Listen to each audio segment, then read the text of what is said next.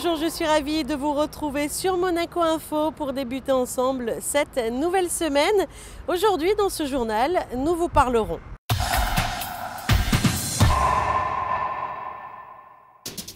un accord fiscal entre Monaco et l'Italie qui vient d'être signé au ministère d'État. Au cœur des mots, un concours organisé par l'association Femmes Leaders Mondiale Monaco et qui connaît un nouveau rebondissement. Focus sur l'exposition de l'Art Gallery Show qui promet de beaux instants pour les amateurs d'art contemporain. Nous venons de l'apprendre, le baptême des enfants princiers du petit prince héréditaire Jacques et de la princesse Gabriella se déroulera lors d'une messe célébrée le dimanche 10 mai à 10h30 en la cathédrale de Monaco. À l'issue de la cérémonie, les monégasques et les résidents de la principauté pourront acclamer la famille princière le long du parcours entre la cathédrale et le palais. Une cérémonie qui sera bien sûr retransmise dans son intégralité sur Monaco Info. Un accord fiscal vient d'être signé entre la principauté et l'Italie ce lundi matin au ministère d'État. Alexandra Pani était sur place, voyez son reportage. Le conseiller de gouvernement pour les relations extérieures et la coopération internationale, Gilles Tonelli, a reçu l'ambassadeur d'Italie à Monaco, Antonio Morabito, dans le cadre de la signature d'un accord d'échange de renseignements en matière fiscale entre la principauté et l'Italie. Jean Castellini, conseiller de gouvernement pour les finances et l'économie, était également présent ce lundi matin. Cet accord intervient après des discussions et des négociations menées depuis 2009 entre les deux États. Il est le 32e signé par la principauté. Ce qui est important pour nous, c'est que dans le droit fil de ce que nous avons amorcé il y a plusieurs années, tous les efforts de Monaco sur la scène internationale soient reconnus et que plus particulièrement concernant le cas de l'Italie, la signature d'aujourd'hui nous permet à la fois de sortir d'un certain nombre de listes dites listes noires ou listes discriminatoires qui handicapaient notamment les relations commerciales entre l'Italie et la principauté de Monaco. Et puis, évidemment, un autre aspect positif, il nous permet d'affirmer le statut du résident pour que, d'un point de vue fiscal, eh bien, la question de la résidence pour les citoyens italiens installés à Monaco soit clairement reconnue à travers la signature de cet accord. Dès la première évaluation de Monaco en 2010, l'OCDE considérait que la principauté répondait aux standards de l'organisation, mais elle jugeait particulièrement important que Monaco et l'Italie arrivent à concrétiser cet accord. C'est un événement de portée historique dans les relations entre les deux pays, et parce qu'il institue une coopération administrative réelle et renforce la confiance réciproque. Pour la première fois, Italie et Monaco disposent d'un instrument juridique pour dialoguer sur le plan fiscal. Et ça, dans les processus d'internationalisation de la transparence fiscale, de Monaco c'est déjà bien engagé, dans le contexte de G20, de l'OCDE, de toutes les ambiances internationales favorables que l'Italie a engagées en première ligne. Et dans ce moment d'aujourd'hui, dans ce moment vraiment historique, on va travailler avec Monaco aussi. À noter qu'en annexe de cet accord a été ajouté un protocole concernant le programme de déclaration volontaire qui permet aux personnes désireuses de régulariser leurs avoirs placés à l'étranger et en l'occurrence à Monaco, d'effectuer les démarches nécessaires auprès des autorités italiennes, un pas important vers toujours plus de transparence et de coopération fiscale.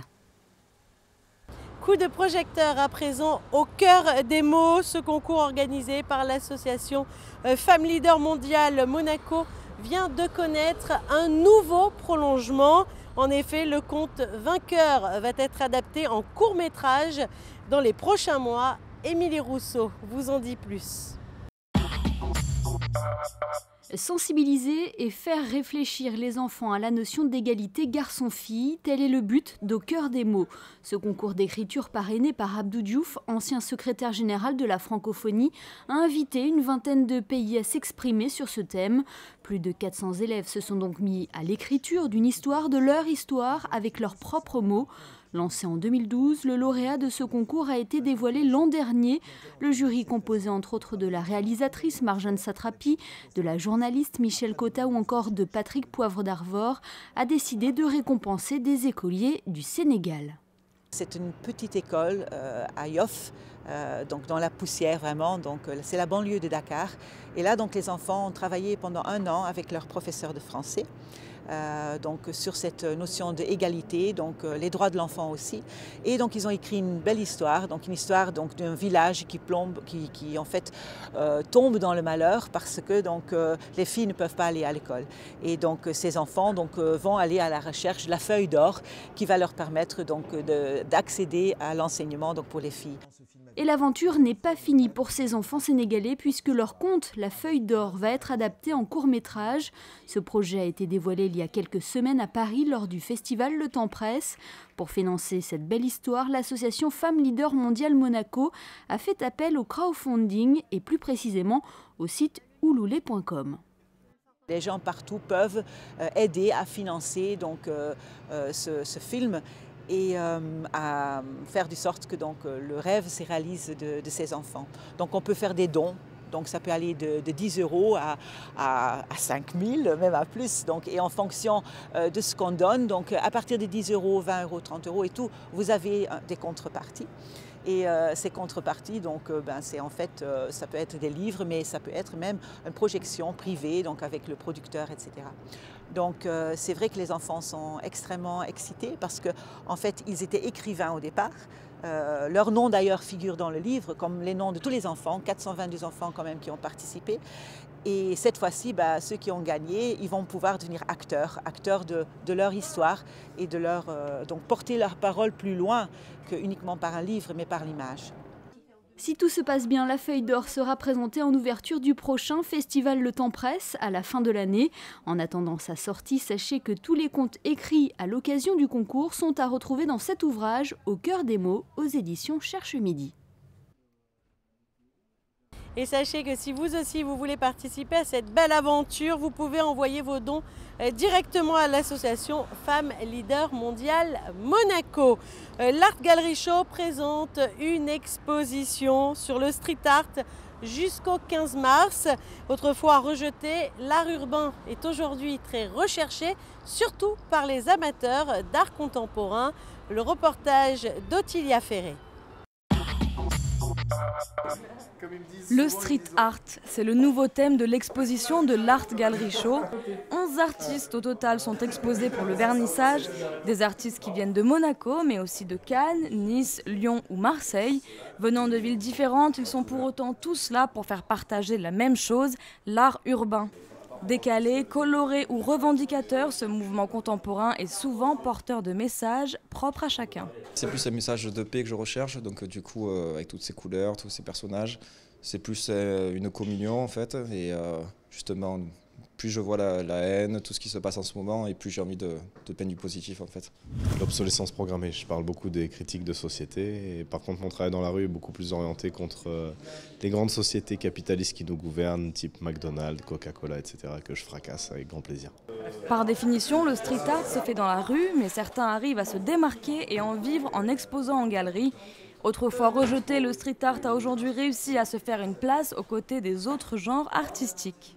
Et maintenant, avec le côté un petit peu plus pop culture du phénomène street art, avec je vais venir coller des petites figurines, des choses comme ça. Donc c'est intéressant de voir l'évolution qu'a eu le mouvement graffiti. Après, dire qu'est-ce que j'en pense du fait qu'ils soient en galerie, c'est bien dans un sens, puisque ça nous permet d'en vivre.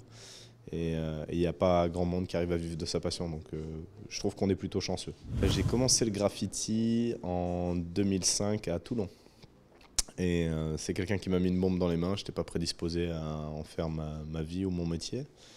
Et c'est quelque chose qui m'a dévoré de plus en plus jusqu'à ne plus me quitter en fait. Et j'ai tout quitté pour ça il y a 3 ans maintenant. Une exposition qui a pu être réalisée grâce à la collaboration entre les artistes et Jean-Claude Chartier. J'avais remarqué dans plusieurs expositions ces street artistes, comme ils s'appellent, donc ils font du street artisme. Et je me suis dit, on va faire une exposition sur ce thème. Et comme vous le voyez, vous avez pu les rencontrer. Ce sont la plupart des jeunes, dont le chef de file est Anthony Alberti. C'est un peu lui qui les drive, on va dire. Et voilà, bon, il y a certains qui vont sortir du lot, ce que j'espère pour eux. Ils sont jeunes, ils ont besoin de réussir. Alors on leur souhaite bonne chance. Cette exposition se prolonge jusqu'au 20 mars. L'occasion de découvrir cet univers libre de tout support, libre de toute contrainte, mais surtout libre d'expression. Dans le reste de l'actualité, en principauté. Proclamation des lauréats pour le 12e Monte Carlo Film Festival de la Comédie ce samedi à l'Hôtel de Paris. Le prix spécial du jury pour la photographie, les prix du meilleur acteur et de la meilleure actrice, du meilleur film et de l'actrice la plus fascinante ont été remis lors de cette cérémonie. Le Monaco Mayflower Country Dancing Welshare a organisé samedi une soirée country à l'espace Léo Ferré. Rob Fulwer, chorégraphe international, et Jacqueline et Alex Gilgin, danseurs en fauteuil roulant, ont animé la soirée.